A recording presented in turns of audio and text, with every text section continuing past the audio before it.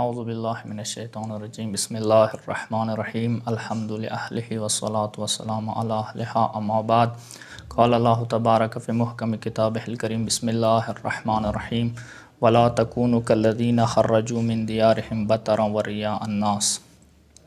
سورہ انفال 47 نمبر آیات کے پروردگار عالم ارشاد کوي سو تاسو او حال کو پشان دی ما کې ګوي چې هغه کله خونې نه وځي، تکبر نیت سره وځي و ریا نیت سره وځي. پکار دی تاسو وتله تاسو کار کوله خالص الله د پاره وي، خدای د پاره وي. یعنی ښه کار ته انسان وځي پکار دی اول نیت خاص خالص الله د پاره وي. ویلې چې مولای متقیان علی علیه السلام نه روایت ده نیت و اساس العمل، هر وشی یو اساس و یو بنیاد وی، اعمال بنیاد و اساس هغه نیت ده.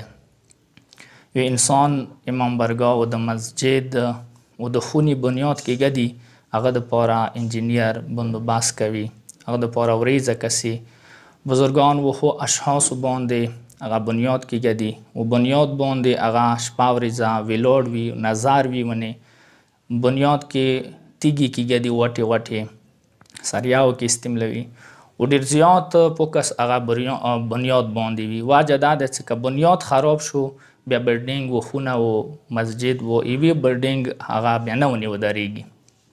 چې کله ایوی خونې و مسجد و د امام برگاه بنیاد ضروري دی چې مضبوط وي، مستحکم وي، طاقتور وي، اندیشان سره اعمال نه مخکې پکار د انسان نیت باندې زیات سوچ وي چې نیت الله د پاره دی که چېرې انسانو د پاره دی. بس هر وشي د پاره یو اساس و بنیاد وي، اعمال د پاره نیت بنیاد و اساس.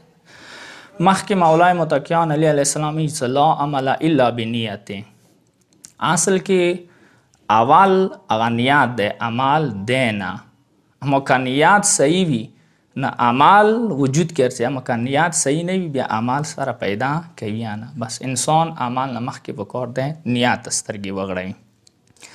اندیشان سره امام صادق علیه السلام نه روایت ده، مولا امام صادق علیه السلام نه پختنه وشوله مولا قرآن کې یو ټکی استعمال شوی دی هم فیها خالدون. دغه هم فیها خالدون ټکی هم جنت د پاره استعمال شوی دی هم جهنم د پاره استعمال شوی دی. مولا ارمشه د پاره ترجمه انده د هغه ارمشه جهنم کې وي، ارمشه به هغوی جنت کې وي. یو انسان که ښه عمل 50 کاله 10 کاله 60 کاله وکړي نه که پروردگار علم هغه ارمشه د پاره جنت کې چوي، ارمشه د پاره جنت ورکوي، نو دا خدای رحم دی، دا بالکل صحیح دی. خو اما یو ګناهګار که 100 کاله 50 کاله ګناهانې وکړي ابدالآباد جهنم ته ویلی چوي رب. یعنی زیات نه زیاته که چېرې سزا ورکوي پکار د 200 کاله ورته واچوي، 1000 کاله ورته واچوي، نو خدای خو عادل دی، د ابدالآباد جهنم کې ویلی چوي. امام صادق علیه السلام ته یې چې د ابدالآباد جنت یا ابدالآباد جهنم د عمل واجنه نه دی، د نیت واجنه دی. یو ښه انسان نیت دغه و چې ما به المون څه خیلته ما به رژه څه خیلته وي، ما به خمس و زکات څه خیلته وي. آیا دغه خو عملو واجنه یا جنت ته لاړ شم یا به نشم لاړ ربه څو پورې زنده وم زه به ابدالآباد ښه کارونه کوم، نیت ابدالآباد. اما ایوه بعد انسان نیت دغه و چې که چېرې دې نه وروسته جهنم نه وي یا جهنم ته نه لاړ شم خو زه به چې ته توبه ونه کوم څو پورې زنده وم ابدالآباد به زه ګناهانې کوم، یعنی نیت ابدالآباد. بس پروردگار علم اعمال واجنه نه، این نیت واجنه ابدالآباد جنت کیا وسوی، ابدالآباد جهنم کیا وسوی و جهنم کیا چوی. والسلام علیکم و رحمت الله و برکاته.